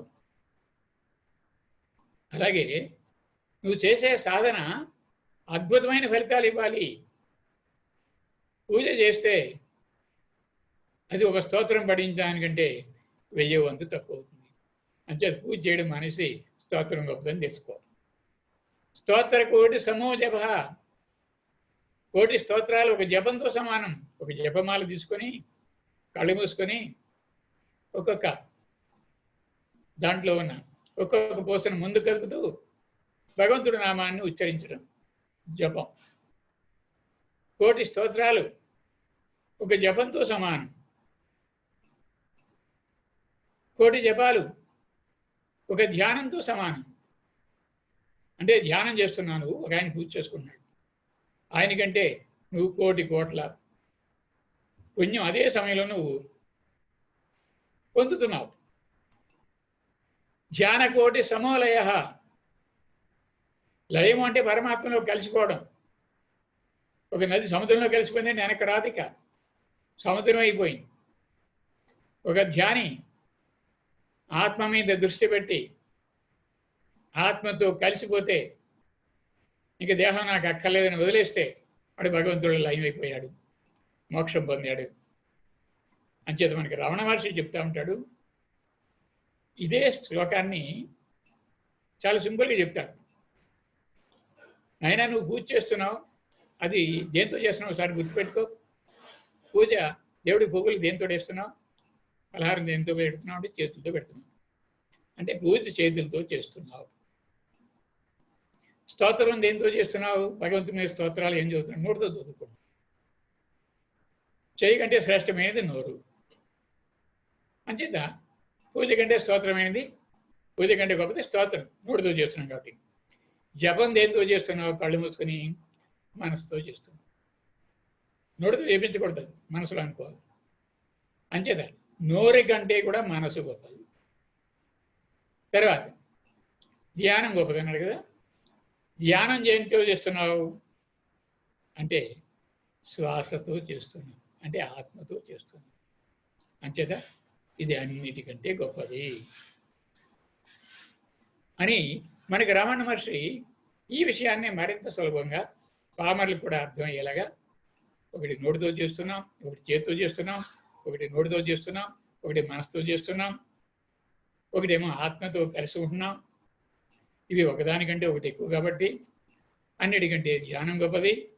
అంచేత ధ్యానం నేర్చుకోవడానైనా అని ఆయన నిరంతర ధ్యాన స్థితిలో ఉండేవాడు రమణ మహర్షి. తర్వాత సర్వోత్తమతత్వం. ఈ సర్వోత్తమమైన సర్వాత్మను పొందాలంటే మనం ఏం చేయాలంటే మనస్సుని బుద్ధిని అదుపు చేసుకోవాలి. దీన్ని ఉపయోగించుకోకూడదు. మనస్సుతో ఆలోచించకూడదు, బుద్ధితోటి ఏమీ నీకేదో తెలిసి తెలియకుండా బుద్ధితోటి యోచించకూడదు. ఈ అహంకారం అనేది విడిచిపెట్టాలి. నేను ధ్యానం చేసుకుంటున్నాను, నాకు అన్నీ వచ్చును. అహంకారం, ఈ అహంకారం సర్వనాశనం చేస్తుంది అనమాట. పండితుడైనా సరే, ఒక ఋషినైనా సరే అహంకారం ఇస్తే మొదలుగా నాశనం అయిపోతాడు. అంచేత మనస్సు బుద్ధి అహంకారం లేకుండా చేసుకొని నిరంతరము సమాధి స్థితిలో ఉండాలి, అంటే ఆత్మస్థితిలో ఉండాలి. అప్పుడే నీకు నిరంతరము ఆత్మతో ఉంటే గాని నీకు సర్వాత్మ తెలియబడడు. నిరంతరము ఆత్మతో ఉంటే గాని నీకు ఆత్మ సాక్షాత్కారం కలగదు. ఎవరైతే సర్వాత్మను తెలుసుకున్నారో వాళ్ళు సర్వవేదాలు కూడా తెలుసుకున్నట్లే. ఇక మళ్ళీ వేదాలు చదవలసిన పని లేదు. భగవంతుడు ఎక్కడ ఉన్నాడు అంటే అంతటా ఉన్నాడని చెప్తున్నాను. అంతటా ఉంటే నాకు ఎందుకు కనపడ్డు అంటే భగవానుడు ఓ చక్కటి శ్లోకంతా ఎందుకు కనబడు అని మనకు అర్థమయ్యేలాగా చెప్తున్నాడు. తిల మధ్యే యథా తైలం, క్షీర మధ్యే యథా ఘృతం, పుష్ప మధ్యే యథా గంధః, ఫల మధ్యే యథా రసః, కాష్టాగ్నివత్ ప్రకాశేత్, ఆకాశే వాయుచ్చరేతి. ఆ సర్వవ్యాపి అయిన పరమాత్మ నువ్వుల్లో నూనె ఉంది, నీకు కనపడదు. ఎప్పుడు కనపడుతుందంటే దాన్ని గానుగా పడితే తప్ప నువ్వులో నూనె కనపడదు. ఉంది కానీ కనపడతలేదు, గాను గాడావు. నీలో పరమాత్మ నాడు సాధన చేయి. అలాగే పాలలో నెయ్యి ఉంది, ఆ నెయ్యి కావాలంటే పాలను కాయాలి, వెన్నను తీయాలి, దాన్ని మళ్ళీ కాయాలి. ఇంత సాధన చేస్తే కానీ పాలలో నెయ్యి ఉందంటే పిల్లాడికి నెయ్యి ఎక్కడుందమ్మా చూపించమంటే నీకు ఎలా చూపించగలదు? దాన్ని 2 సార్లు కాస్తే అప్పుడు దాంట్లో ఉన్న నెయ్యి బయటకు వచ్చింది. అలాగే పుష్ప మధ్య యథాగంధ, పువ్వుల నుంచి వాసన వస్తుంది. పువ్వుల దగ్గరికి వెళ్ళి వాసన ఎక్కడుందో చూపించమని చూపించగలదు అంటే చూపించలేవు. పుష్పంలో వాసన ఎలా దాగి ఉందో, ఫల మధ్య యథారస, ఫలంలో ఎలాగైతే రసం దాగి ఉందో అది ఏదైనా పెట్టి తీయాలి, లేకపోతే నోటితో చెక్కాలి. అలా నువ్వు సాధన చేసి పరమాత్మను పొందాలి. అజ్ఞానం వల్ల మనకి దేవుడు దూరంగా ఉన్నట్లు కనబడతాడు. సాధన చేస్తే నీలోనే ఉన్నట్లు తెలుస్తాడు. అంచేత సర్వాత్మ నీలో ఎలా ఉన్నాడు? నీళ్లలో నీళ్లు కలిస్తే నీకు కనపడదు, పాలలో పాలు కలిస్తే కనపడదు, నీ ఆత్మలో పరమాత్మ దూరి నీలోనే ఉన్నాడు. అది నువ్వు చక్కగా తెలుసుకోవాలి. దాన్నే ఒక శ్లోకంలో చెప్తాడు, ఆవులు అనేక రకాలుగా ఉన్నాయి, అనేక రంగుల్లో ఉన్నాయి, కానీ దాని పాలు ఒకే రంగులో ఉన్నాయి. మానవులు రకరకాల ఆకారాలలో ఉన్నాయి, పశువులు రకరకాల ఆకారాల్లో ఉన్నాయి, జంతువులు రకరకాల ఆకారాలు ఉన్నాయి, కానీ అందరిలో ఆత్మ ఒక్కటే ఉంది. అన్ని ఆవుల్లో ఏ రంగు ఆవులైనా సరే పాలు ఒక్కలాగా ఎలాగైతే ఉందో అలాగే ఉంది. అంచేత జ్ఞానము ద్వారా మాత్రమే పరమాత్మను తెలుసుకోవాలి. నువ్వు గాలిని లోరకి తీసుకెళ్ళేటప్పుడు ఆ శబ్దం ఏం చేస్తుందో గమనించి, గాలి వదిలేటప్పుడు ఏ శబ్దం చేస్తుందో గమనించి, నువ్వు నెమ్మదిగా సోహం అనే భావన అది చెబుతుంది నీకు, అదే నీ గురువు. అంచేత యోగి నిరంతరము కూడా ధ్యాన నిమగ్నుడై నవరంధ్రాలను మూసివేసి బ్రహ్మరంధ్రం తెరుచుకుంటూ విశ్వశక్తిని తనలోని గ్రహిస్తూ తన శరీరారోగ్యాన్ని బాగు చేసుకుంటూ ఆ పరమాత్మ శక్తిని తన అంతటా దేహమంతటా నింపుకొని అనేకమైన అద్భుతమైన కార్యక్రమాలు చాలా సులువుగా చేస్తున్నాడు. అంచేత ధ్యానము చేస్తే నీకు జ్ఞానం వచ్చింది. జ్ఞానాగ్ని దగ్ధ కర్మాణ, నీ కర్మలు అనేక జన్మల నుంచి చేసిన కర్మలన్నీ పూర్తిగా సర్వనాశనం అయిపోయి ప్రజ్వలిస్తున్న అగ్నిలో పచ్చిగట్టెలు వేసినా కాలిపోయింది. అంచేత నీ బుద్ధి ఎప్పుడు కూడా పరమాత్మతో కూడి ఉండాలి. నీ మనసు ఎప్పుడు కూడా పరమాత్మతో కూడి ఉండాలి. భగవద్గీతలో స్వామి చెప్తాడు, నీ మనసు బుద్ధిని నాకు అర్పించు, నేను వారి రెండింటినీ రిపేర్ చేసి ఇస్తాను. నీ మనసులో ఉన్న మలినమలని తీసివేస్తాను, నీ బుద్ధిలో ఉన్న అజ్ఞానాన్ని తొలగిస్తాను. అంచేత నీ మనసును బుద్ధిని పరమాత్మ వైపు తిప్పు. బలవంతంగానైనా సరే, పిల్లాన్ని బలవంతంగానైనా బడిలో వేస్తే చచ్చినట్టు చదువుకుంటాడు. నువ్వు బాగుపడాలంటే మనసును బుద్ధిని ఆత్మ మీద పెట్టవలసిందే. ఆహార నిద్ర మైథునాని సామాన్యమే తత్ పశువి నరాణాం జ్ఞానం నరాణామధికో విశేషో జ్ఞానేన హీనః పశుభి సమానః. ఆహారము, నిద్ర, భయము, కలయిక, స్త్రీ పురుషుల యొక్క కలయిక పశువులు మానవులకి ఒకేలాగా ఉంటాయి. కానీ మానవుడికి ప్రత్యేకమైన గుణం పరమాత్మ ఏమి ఇచ్చాడంటే జ్ఞానాన్ని ఇచ్చాడు. ఆ జ్ఞానాన్ని ఉపయోగించుకున్నవాడే మానవుడు. ఆ జ్ఞానాన్ని ఉపయోగించకుండా మిగతా వాటితో కలిసి ఉన్నవాడు పశువు. శివుడి పేరు పశుపతి. అంటే జ్ఞానాన్ని ఉపయోగించుకొని ఈ పశువులైన అజ్ఞానులైన ఈ మానవులందరినీ రక్షించడానికి ఆయన వచ్చాడు కాబట్టి ఆయన పేరు పశుపతి. మనకి రెండు మాటలు ఉన్నాయి, బంధము మోక్షం. ఈ బంధము మోక్షం గురించి పరమాత్మ చెప్తూ అంటాడు, ఈ బంధము మోక్షము అనేవి మమేతి, నాది అంటే బంధము, నాది కాదు. నీ దగ్గర వస్తువు కూడా నాది కాదు, ఇదంతా పరమాత్మది. నువ్వు కొన్ని ఉపయోగించుకున్నావు, నీ దగ్గర పెట్టాడు అంతే. అంచేది ఎప్పుడు ఏది నాది అని అనుకు. నాది అన్నంతసేపు నువ్వు బంధంలోనే ఉంటావు, నీకు మోక్షానికి సుదూరంగా ఉంటావు. నీ దగ్గర నీ శరీరం కూడా నాది కాదు, పరమాత్మ ఇచ్చాడు అని ఎప్పుడు ఖాళీ చేయమంటే ఎప్పుడు ఖాళీ చేసేస్తాను. ఈ ధనము నాది కాదు, నా దగ్గర కొంతకాలం పెట్టాడు, ఏమో ఎప్పుడు ఎవరికి మంటే వాళ్ళకి ఇచ్చేస్తుంది. అంచేత నాది కాదు, నాదైన వస్తువునే నాది కాదు అనుకుంటే ఇక బయట వస్తువులు కూడా నాకు కావాలని అనిపించదు. అంచేత బంధానికి మోక్షానికి నాది నాది కాదు అనే రెండు మాటలు, ఈ రెండు భావనలు బంధానికి మోక్షానికి కారణమవుతున్నాయి. కాబట్టి ఆ రెండు మాటలు, నాది కాదు అనే మాట నువ్వు గట్టిగా పట్టుకోవాలి. ఈ దేహము నాది కాదు, ఈ బిడ్డలు నా వాళ్ళు కాదు, పరమాత్మకు చెందిన వాళ్ళు అని నిరంతరము నీ వస్తువులను కూడా ఇది పరమాత్మకు నువ్వు అర్పించగలిగితే ఇది నీది నాది కాదు అనే భావంతో ఉంటే ఆ త్యాగబుద్ధే గీత. త్యాగబుద్ధి కావాలంటుంది. గీతను తిరిగిస్తే త్యాగి, త్యాగివికా, ఉన్నదాన్ని వదులుకో అంటూ చెప్తుంటే నువ్వు లేని దానికోసం అరులు చాస్తున్నావు. పరమాత్మ ఎలా దొరుకుతాడు? నువ్వు వస్తువుల కోసం అరువులు దాస్తుంటే వస్తువులు దొరుకుతాయి. అదైనా నీ ప్రారంభం సరిగా ఉంటే, నీ చేతులు సరిగా ఉంటే, నీలో ఉన్న దాన్ని తెలుసుకోకుండా, నీలో ఉన్న పరమాత్మతో కలిసి ఆనందం పొందకుండా, బయట వస్తువుల ఆనందం ఉంది కానీ బయట వస్తువుల కోసం ప్రయత్నిస్తూ, ఆ ప్రయత్నంలో ఎంతో దుఃఖాన్ని అనుభవిస్తూ అశాంతికి గురవుతున్నావు.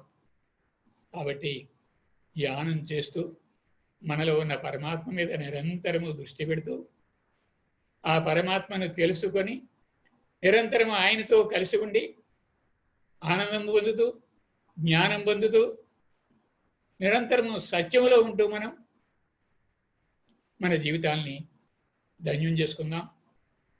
Okay my dear friends, my dear masters. మరి నాకు తెలిసినంత వరకు కొద్దిగా ఒక గంటలో మీకు ఉత్తర గీత అక్కడక్కడ కట్టె కొట్టే తెచ్చన్నట్లు మీకు చెప్పాను. ఓకే ఫ్రెండ్స్, విన్నందుకు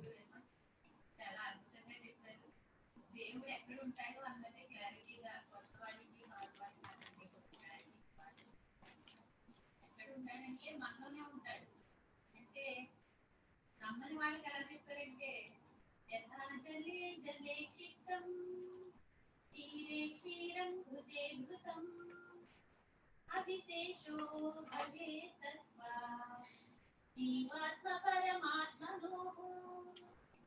అంటే యథాజలం జలేక్షిప్తం, జలము జలంలో ఎట్లా అయితే కలిసిపోతుందో, క్షీరే క్షీరం పాలు పాలల్లో ఎట్లా కలిసిపోతాయో, ఘృతే ఘృతం నెయ్యి నేతిలో ఎట్లా కలిసిపోతుందో, అలాగా అవిశేషే భవే తత్వ అంటే శేషము లేకుండా మిగలకుండా ఎలా కలిసిపోతున్నాయో, నీరు నీటిలో, పాలు పాలలో, నేతి నేతిలో అలాగా ఎలా అయితే కలిసిపోతున్నాయో, అలాగా జీవాత్మ పరమాత్మకి కూడా ఒకే రకమైన లక్షణాలు ఉంటాయి. ఇద్దరు కూడా కలిసిపోతారు, ఒకే లక్షణాలు ఉన్నాయి. అంటే ఆ పరమాత్మే నీవు, జీవాత్మే పరమాత్మ అని ఈ ఉత్తర గీత ద్వారా మీరు మాకు అందించిన జ్ఞానానికి కృతజ్ఞతలు తెలియజేసుకుంటూ, ఎవరైనా డౌట్స్ ఉంటే మాట్లాడొచ్చండి, హ్యాండ్ రైజ్ చేయొచ్చు. డౌట్స్ ఉన్నా, సార్తో మాట్లాడాలన్నా డిస్కషన్ ఉంటుంది 20 minutes. ఎవరైనా మాట్లాడొచ్చు, క్వశ్చన్స్ అడగచ్చు సార్ని. చివర మోర్ అనే ఆప్షన్ ఉంటుందండి, దాంట్లో హ్యాండ్ రైజ్ ఉంటుంది ఆప్షన్. ఎవరైనా మాట్లాడాలనుకున్న వాళ్ళు అది చేస్తే. హలో, నమస్తే అండి. చాలా అద్భుతంగా చెప్పారు. నా సౌండ్ మ్యూట్ లో ఉండిపోయినట్టుంది ఇప్పటి వరకు. సారీ, వినపడిందా మీకు? Thank you sir. Konnipati Madhavi గారు మాట్లాడతారంట.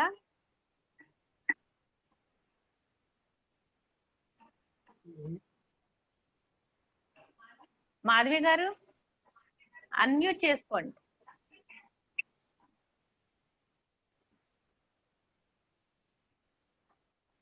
అన్మ్యూట్ చేసుకొని మాట్లాడండి madam. Okay okay okay madam, చాలా బాగుంది మేడం. సార్ అనుభవంతో చెప్పారు, సూపర్ గా ఉంది సార్. క్లాస్ ఎక్సలెంట్ గా ఉంది సార్. నిజంగా నాకు అన్నిటికన్నా మీ క్లాస్ లో బాగా నచ్చింది దేవుడు ఆడుంటాడు, దేవుడు ఆడుంటాడు అని దేవుడు ఆడుకునేవాడికి ఆ దేవుడు ఉన్నాడు, బట్ మనలోనే ఉన్నాడు నిక్షేపమయ్య అని. నువ్వుల్లో నూనెలాగా, పాలలో వెన్నలాగా, పువ్వుల్లో గంధం లాగా అలా మనలోనే ఉన్నాడు, బట్ మనము సాధన చెయ్యాలి అనేది నాకు బాగా నచ్చింది సార్. అన్ని గోవులు ఏ కలర్ ఉన్నా, ఆవులు ఏ విధంగా అయితే పాలు ఒకే కలరు, మనమంతా రూపము నామాలు వేరుగా ఉన్నా మనలో ఉన్న భగవంతుడు అంతా ఒక్కటే అనేది బాగా చెప్పారు సార్. మీ అనుభవంతో చెప్పారు. ఎందుకంటే మా వయసులో ఉన్న వాళ్ళు చెప్పేది వేరు, మీరు అనుభవించి చెప్తున్నారు అన్నమాట. బాగా చెప్పారు సార్.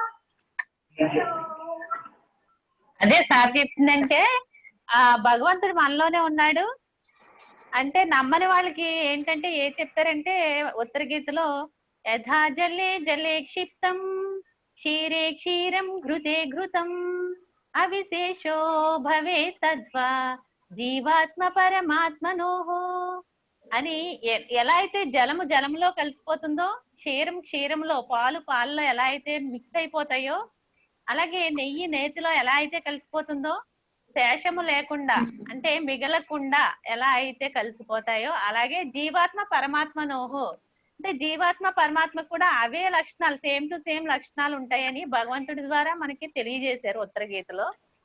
అది చాలా అద్భుతంగా ఉంది. అంటే నమ్మలేని వాళ్ళకి అంటే మనలోనే దేవుడు ఉన్నాడు, జీవాత్మ పరమాత్మ ఒకటే అని చెప్పడానికి మనం ఇది ఆధారంగా తీసుకోవచ్చు. Thank you sir. నెక్స్ట్ ఎవరైనా ఉన్నారా? Okay, thank you madam. ఇంకెవరైనా మాట్లాడాలంటే హ్యాండ్ రైజ్ చేయండి. అన్నపూర్ణ గారు, అమ్మా.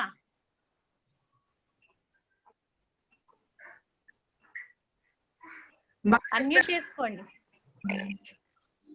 చాలా బాగా చెప్పారండి. అన్ని తెలిసినా కానీ మళ్ళీ వింటా ఉంటుంటే అన్ని కొత్తగా ఉంటున్నాయండి. మళ్ళీని ఎప్పటి నుంచో సర్వీసు మేస్టర్ది చాలా చాలా బాగా చెప్పారు.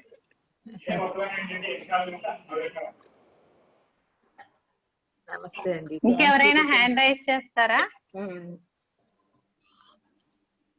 కృష్ణ గారు అన్మ్యూట్ చేసుకుంటారా? కృష్ణ గారు అన్మ్యూట్ చేసుకొని మాట్లాడండి సార్తో.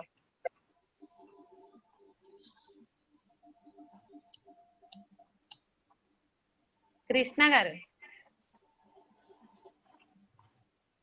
ఓకే, నెక్స్ట్ ఇంకా మాట్లాడతారా కృష్ణ గారు? కింద మైక్ మీద టచ్ చేస్తే అన్మ్యూట్ అవుతుంది, మీకు సౌండ్ వస్తుంది.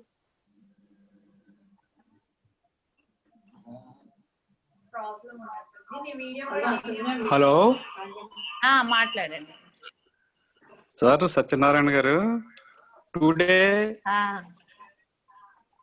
I failed to express my bliss towards your extraordinary Uttara Gita speech. I never heard such a speech in my life. I am very, very thankful to you, sir.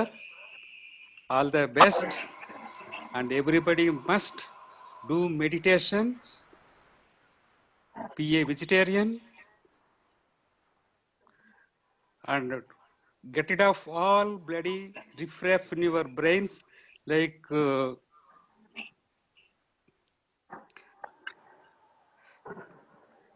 negative things. Thank you, sir, so much. Yes, sir.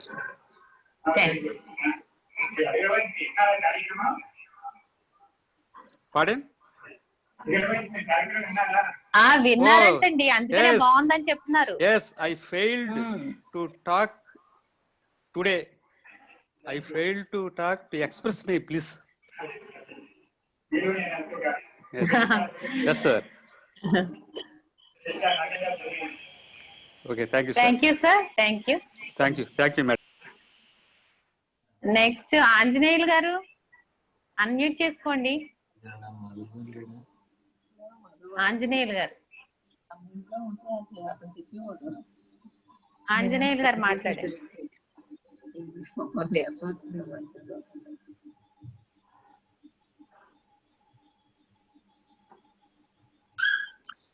Sir నమస్తే sir. Hello మాట్లాడండి sir. Sir నమస్తే sir. Sir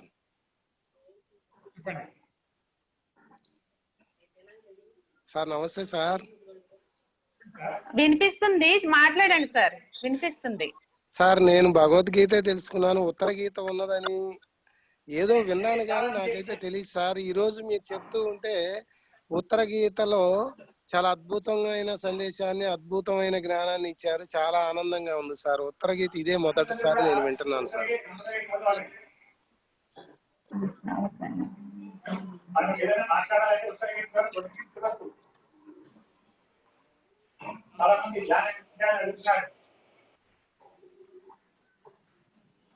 madam thanks madam.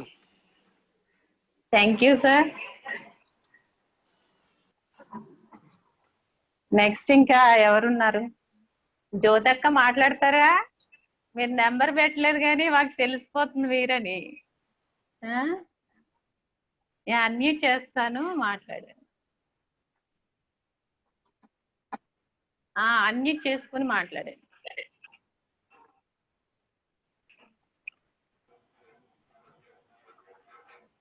Hello, unmute చేసి మాట్లాడండి. ఇప్పటి వరకు నాకు గురువు లేదు, ఈ రోజు నుంచి మా మావయ్య నాకు గురువు. Okay, thank you sir. Sir కొత్త స్టూడెంట్ జ్యోతక్క, మన జ్యోతక్కే తణుకు. ఈ వ్యాలీ స్టార్ట్ చేస్తారా మరి మెడిటేషన్? ఓకే, సూపర్ గా ఉంటది ధ్యానం చేసుకుంటే. ఇంకేనా మాట్లాడండి మావయ్య తోటి. హలో, బాగా అర్థమైంది మావయ్య, స్పీచ్ చాలా బాగుంది. ఉత్తర గీత గురించి నాకు కూడా తెలియదు ఈ రోజు వరకు. చాలా బాగుంది.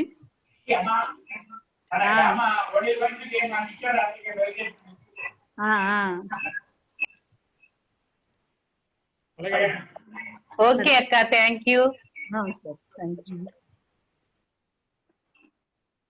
ఇంకెవరైనా మాట్లాడుతుంటే హ్యాండ్ రైజ్ చేయండి. ప్రభు బల్లారి అన్మ్యూట్ చేసుకుని మాట్లాడచ్చు సార్. ప్రభు బల్లారి.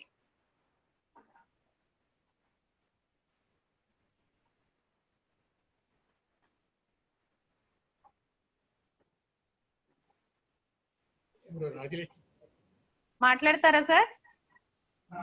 ప్రభు బల్లారి.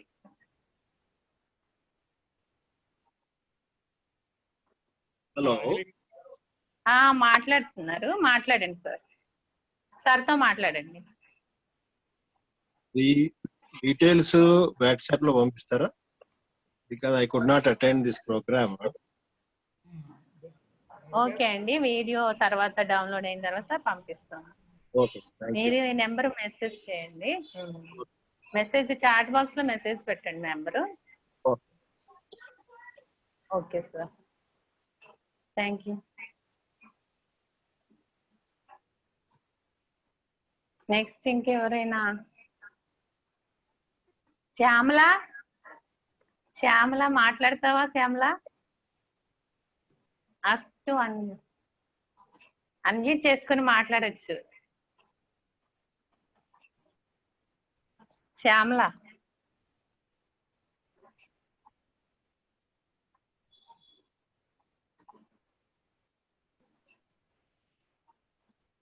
ఇంకా ఎవరు? హేమసాయి ప్రణీత.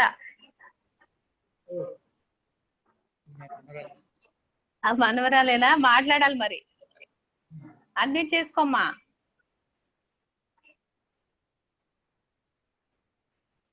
అన్ని చేస్తూ మాట్లాడరా.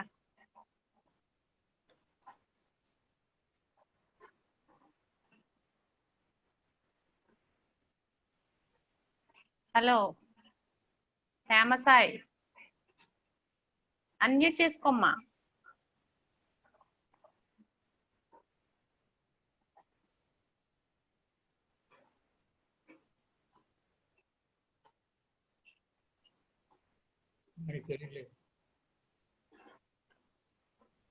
ఓకే, నెక్స్ట్ ఇంకెవరు ఉన్నారు? ఎల్లప్ప గారు. ఎల్లప్ప గారు అన్మ్యూట్ చేసుకుని మాట్లాడండి.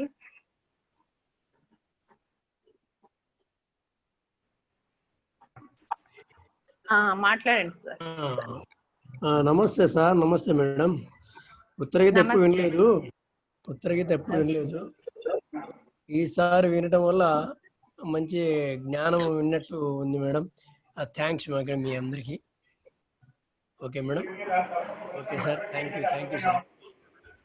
ఎప్పుడు వినడం భగవద్గీత విన్నాం కానీ ఉత్తరగీత వినలేదు. Thank you sir. Thank you sir.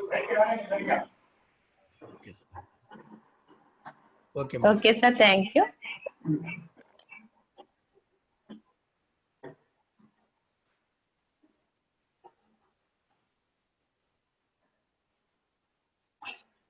Krishna గారు మాట్లాడారా?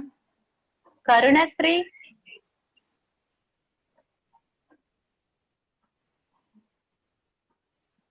లేదు, ఎవరికి మైక్.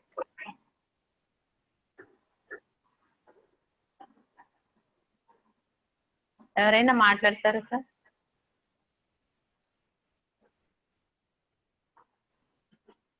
రాజ్యలక్ష్మి మాట్లాడండి. రాజ్యలక్ష్మి అన్మ్యూట్ చేసుకుని మాట్లాడండి.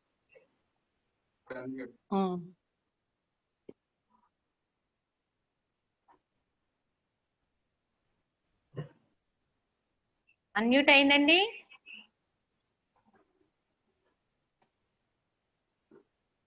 రాజ్యలక్ష్మి గారు అన్మ్యూట్ చేసుకోండి ఇప్పుడు. ఓకే, మాట్లాడండి. వినిపిస్తుందండి ఇప్పుడు? వినిపిస్తుంది వినిపిస్తుంది. మా అన్నయ్య అండి సత్యనారాయణ గారు. ఓకే ఓకే, మాట్లాడండి మేడం. మేము మెడిటేషన్ లోనే ఉంటాము ఎప్పుడూను. అనుభవాలన్నీ చెప్పుకుంటా ఉంటాం మేము ఇద్దరును. చాలా బాగా చెప్పాడు, చాలా బాగా చెప్పాడు. ఇంక శ్వాసను పట్టుకుంటే ఇంకన్నిటిలోకి మంచిదని చెప్పారు కదా.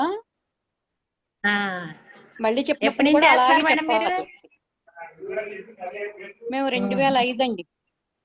ఓకే ఓకే, 2005 నుంచి అండి. బానే, ఇంకా చాలా చేస్తున్నారు అయితే. చాలా చాలా బాగా ఆధ్యాత్మికంగా ఉన్నత స్థితిలోనే ఉన్నారు. Okay madam, thank you. చాలా బాగా చెప్పాడు. మాట్లాడతారా?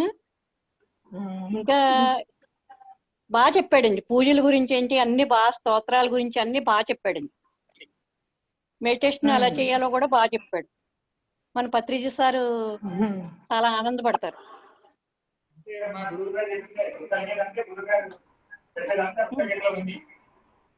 చాలా బాగా చెప్పాడండి అన్నయ్య.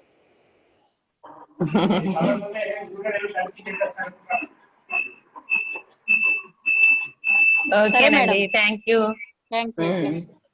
Okay okay. నెక్స్ట్ ఇంకా రుషిక అన్మ్యూట్ చేసుకుని మాట్లాడండి. రుషిక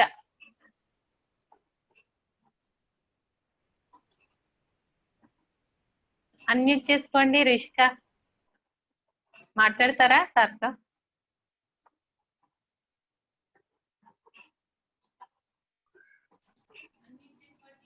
మాట్లాడండి.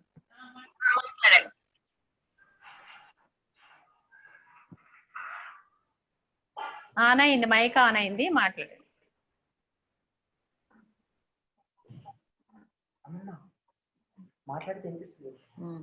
రిషిక మాట్లాడండి. వీడియో కూడా ఆన్ చేసుకోవచ్చు మీరు. రిషిక మాట్లాడండి.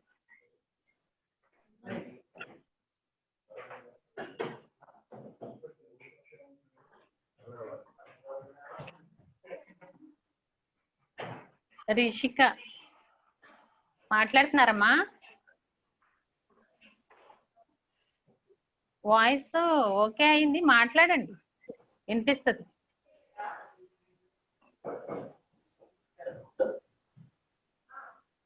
రిషిక మాట్లాడండి.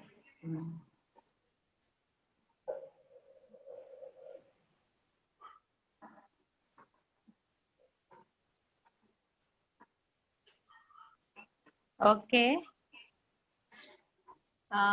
ఇంకా ఒక 5 minutes లో క్లోజ్ చేద్దామండి. ఎవరైనా హ్యాండ్ రైజ్ చేస్తే చేయొచ్చు.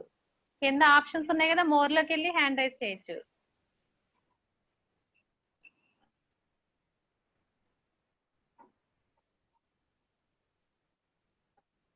పద్మ గారు అన్మ్యూట్ చేసుకుని మాట్లాడండి. పద్మ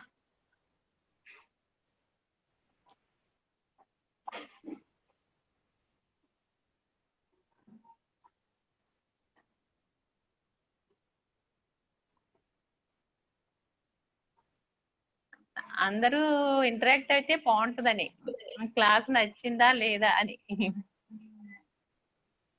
ఏమైనా డౌట్స్ ఉన్నా అడగొచ్చు. పద్మ గారు.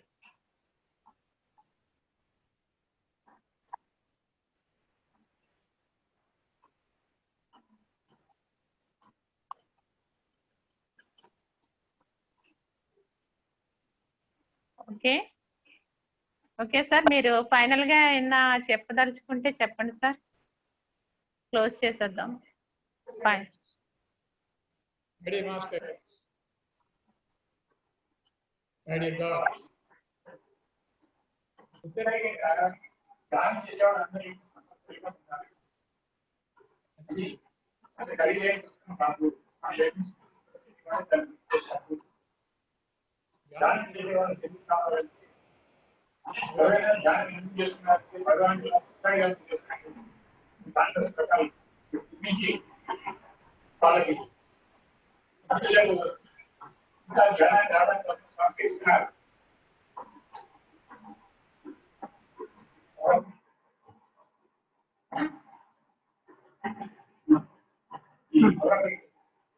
మాట్లాడండి సార్, సౌండ్ పవర్ ఆఫ్ అయింది. ఓకే అండి, ఈ రోజు కార్యక్రమం ఎంతో అద్భుతంగా జరిగింది. ఈ కార్యక్రమానికి విచ్చేసిన ప్రతి ఒక్కరికి థ్యాంక్స్ చెప్పుకుంటూ ఈ ప్రోగ్రామ్, ఈ సెషన్ ని క్లోజ్ చేస్తున్నాము ఈవేళ. ఓకేనా? Thank you, bye all of you, bye.